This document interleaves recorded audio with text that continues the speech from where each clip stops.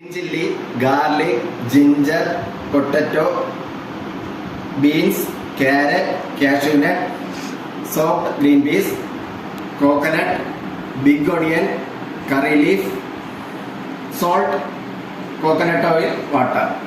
Vegetable kurma ഉണ്ടാക്കുന്നതിന് ഞാനിവിടെ എടുത്തിരിക്കുന്നത് 1/2 കപ്പ് തേങ്ങ തിരികിയതാണ്.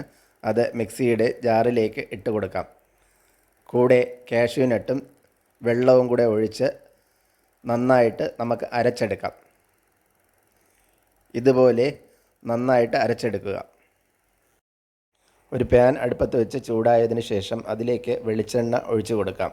വെളിച്ചെണ്ണ ഒന്ന് ചൂടാകുമ്പോൾ അതിലേക്ക് അരിഞ്ഞു വെച്ചിരിക്കുന്ന 2 സവാള ഇട്ട് കൊടുക്കാം.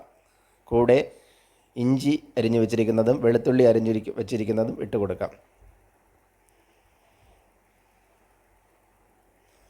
ഒരു ടീസ്പൂൺ അളവിൽ ഉപ്പും കൂടെ ഇട്ട് കൊടുത്ത് നന്നായിട്ട് ഇളക്കി യോജിപ്പിക്കുക. സവാള ഒന്ന് വഴണ്ട് കഴിയുമ്പോൾ അതിലേക്ക് കറിവേപ്പിലയും കൂടെ ഇട്ട് കൊടുക്കുക. അതും കൂടെ നന്നായിട്ട് യോജിപ്പിച്ച് വഴറ്റിയെടുക്കുക.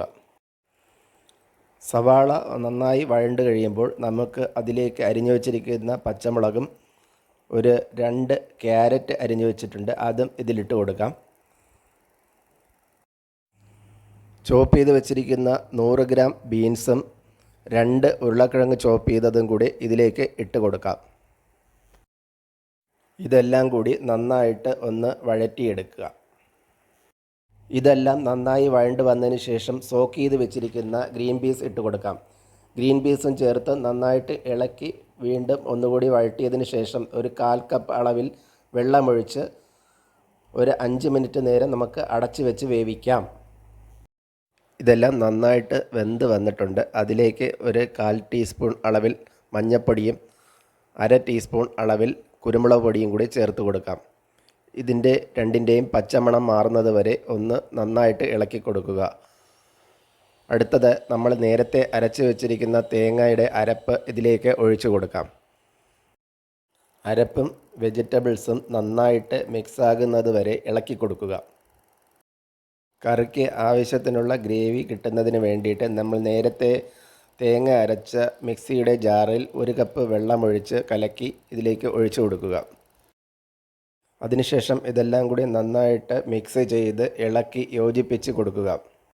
തീ ലോ ഫ്ലെയിമിലാക്കി വെച്ച് ഒരു തിള വന്നതിന് ശേഷം അടച്ച് വെച്ച് ഒരു 2 മുതൽ 3 മിനിറ്റ് വരെ നമുക്ക് വേവിച്ചെടുക്കാം. നല്ല മണം വന്ന് തുടങ്ങിയിട്ടുണ്ട്. നമുക്കിതിനി ഒന്ന് തുറന്നു നോക്കാം. നല്ല ടേസ്റ്റുള്ള വെജിറ്റബിൾ കുറുമ ഇവിടെ റെഡി ആയിട്ടുണ്ട്. നമുക്ക് ഇനി അതൊരു സർവിങ് ബൗളിലേക്ക് മാറ്റാം. ബ്രേക്ക്ഫാസ്റ്റിൻ്റെ കൂടെയും ഡിന്നറിൻ്റെ കൂടെയും വളരെ ഈസി ആയിട്ട് ഉണ്ടാക്കാൻ പറ്റുന്ന ഒരു ഡിഷാണിത്. നിങ്ങളെല്ലാവരും ഒന്ന് ട്രൈ ചെയ്ത് നോക്കുക. വീഡിയോ ഇഷ്ടപ്പെട്ടാൽ സബ്സ്ക്രൈബ് ചെയ്യാനും ലൈക്ക് ചെയ്യാനും ഷെയർ ചെയ്യാനും മറക്കരുത്. മറ്റൊരു വീഡിയോയുമായി വീണ്ടും കാണാം. Thanks for watching.